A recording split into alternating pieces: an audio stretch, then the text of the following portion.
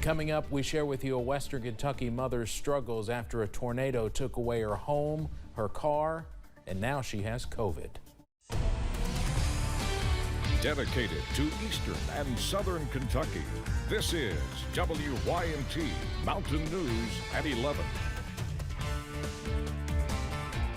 Good evening, I'm Steve Hensley. The tornado death toll now stands at 85, with dozens more still missing. Most of the victims were in Western Kentucky. President Biden saw some of the worst destruction today. CBS's Laura Podesta begins our coverage from the hard-hit town of Mayfield.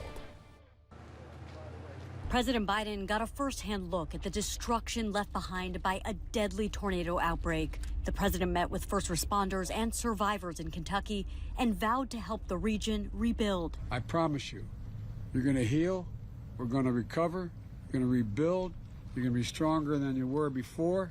We're going to build back better than it was. Mr. Biden said he ordered the federal government to cover all of the disaster's costs for the first 30 days and pledged help beyond that. And to all the families here, keep the faith.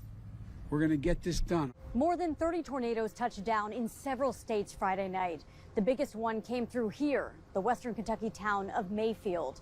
The National Weather Service says it was an EF4 monster, packing winds of nearly 200 miles an hour.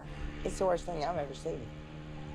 And I mean, my mom kept saying, you know, I'm lucky, I'm lucky. I said, Mom, you don't know how lucky you are. And I took her back over here, and there's nothing. Residents of Mayfield say they're fortunate to be alive. I thought we were going to die because the house was vibrating. The noise, I've never heard anything like that in my life. I have my dog.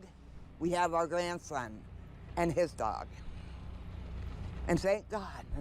Officials are working to restore basic services like water and electricity to the community, but say it could be several weeks before everyone is back online.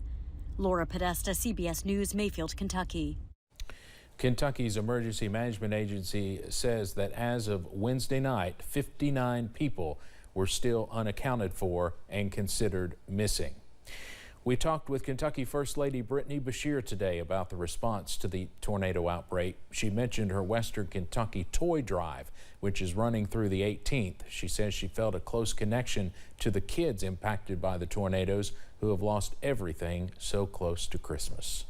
We're with you today, we're with you tomorrow. We are here for the long haul. We are wrapping our arms around you, and please know we are with you, and we are going to get through this together because we are Kentucky, and that's what Kentuckians do. The First Lady says she is overwhelmed by the compassion and love neighbors have shown each other following the storms. We continue to hear remarkable survivor stories in the aftermath of the tornadoes. Kelly Dean brings us the story of a mother who survived, but her hardships continue. And I heard what sounded like a freight train, and then all of a sudden the ceilings were falling around me.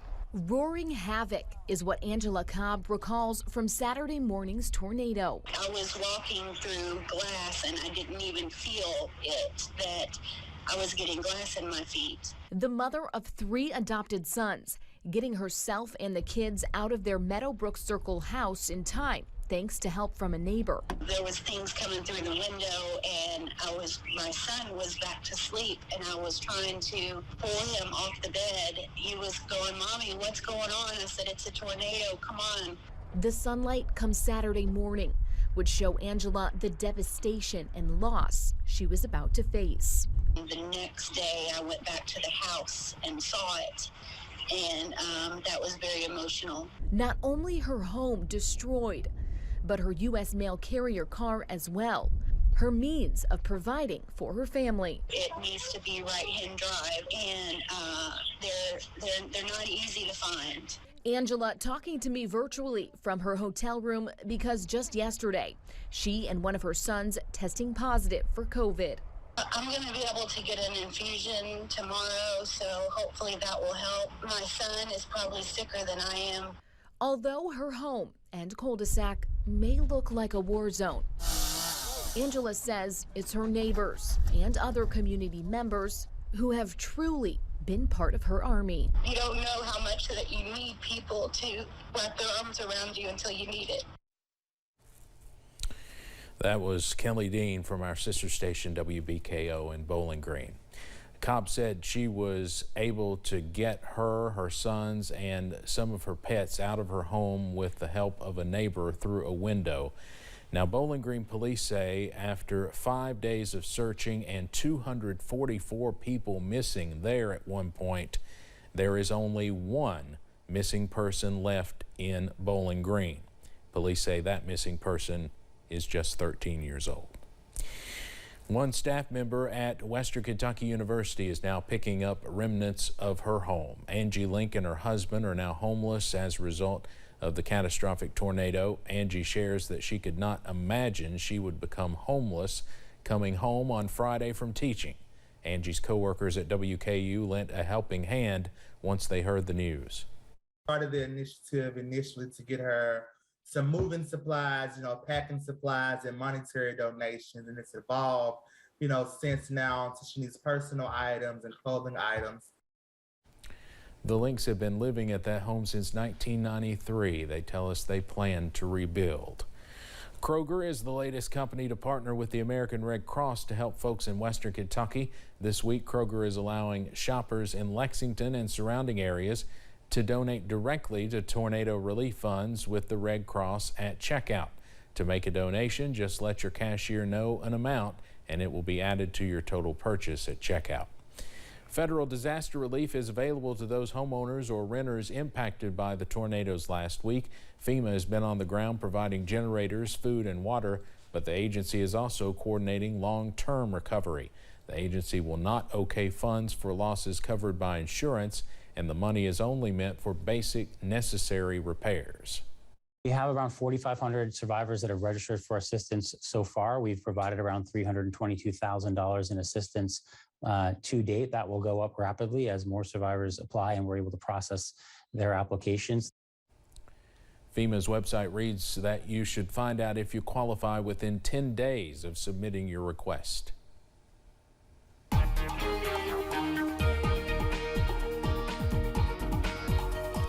Quiet night around the mountains tonight as we continue to watch high pressures scoot off to the south and east. However, that will be replaced with a few showers as we head into tomorrow. Outside from our US 119 Pine Mountain camera, seeing the nice sunset there in the distance and a quiet evening there at the moment. Continuing to watch temperatures mild as they are, mid-50s, even some upper 50s right now as we close in on 11:15 here in just a little bit. Satellite and radar around the mountains, around the state, it's been quiet today.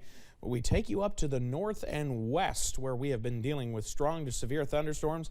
The good news is no tornado warnings now as this whole line is racing through Wisconsin at speeds 60 to 75 miles per hour. It's this system that's headed our way for tomorrow. But the good news is we're not going to have to deal with any of the severe weather. So for tonight, partly cloudy skies turning mostly cloudy late. We're in the mid-40s as we head out this evening and into the overnight. Showers do return, though, tomorrow, and I'll have the details on those coming up in just a bit. Steve? Evan, thank you. No charges will be filed in connection to the death of a UK student found unresponsive on campus. The Fayette County Coroner's Office released the toxicology report for Thomas Lofton Hazelwood. The 18-year-old died in October. He was found unresponsive in the farmhouse fraternity. He died at the hospital. At the time, the coroner said it appeared Hazelwood died from drinking too much alcohol. The toxicology report confirmed he died of alcohol toxicity. The university says their 2 investigations are still underway and will be complete soon. An Estill County middle school student is in police custody accused of bringing a gun to school. The superintendent sent an email to parents. He says a high school student told his principal the student had a weapon. The school was placed on a soft lockdown. The superintendent says they interviewed the student, then they found and secured the gun. The sheriff's office is now investigating. In Pulaski County, the sheriff's office says there was a threat of a school shooting written on a bathroom wall at Southwestern High School. School officials say they are taking necessary precautions. That includes student lockdowns and a videotape review. We're also told 2 detectives are investigating the threat. On Friday, we told you about a threat at the same school. The superintendent told us it was not a credible threat. Christmas time is here, and a traditional Christmas dinner with family is what many look forward to. The Pikeville Fire Department has been warning the public of the dangers of holiday fires with decorations and heating your home. More tips include staying vigilant while preparing the Christmas dinner, and officials say it only takes a simple mistake in less than a second for a fire to potentially get out of control. A lot of things that will help is just having someone to keep an eye on the food at all times, so you can take turns with that. Also, setting timers helps. That way you don't get sidetracked and forget about the food and maybe cause a fire that way. Always set a timer. Try to keep children away from the cooking space and cooking area, as well as pets, because that can cause spills and burns and injuries that way. Fleming says you can find more tips on the National Fire Protection Association's website. You can find that link on our website at WYMT.com. Kentucky State Police troopers filled up sections of the Pikeville Walmart today, not shopping for last-minute gifts, just hoping to bring some smiles to children's faces. Post 9 hosted its annual Shop with a Trooper event today, serving around 60 kids with a larger than usual turnout of troopers to shop by their sides. Public Affairs Officer Trooper Michael Coleman says the community sponsors and fundraisers throughout the year make it possible, but the kids make it worthwhile. Families in our region do struggle, so we just want to try to do our part to help as many kids as we can this Christmas. So programs like this and along with our toy drive are just our ways of trying to give back every year. Troopers say it was nice to have the kids by their sides this year, making it a much more exciting experience than last year when they shopped alone during the height of the pandemic.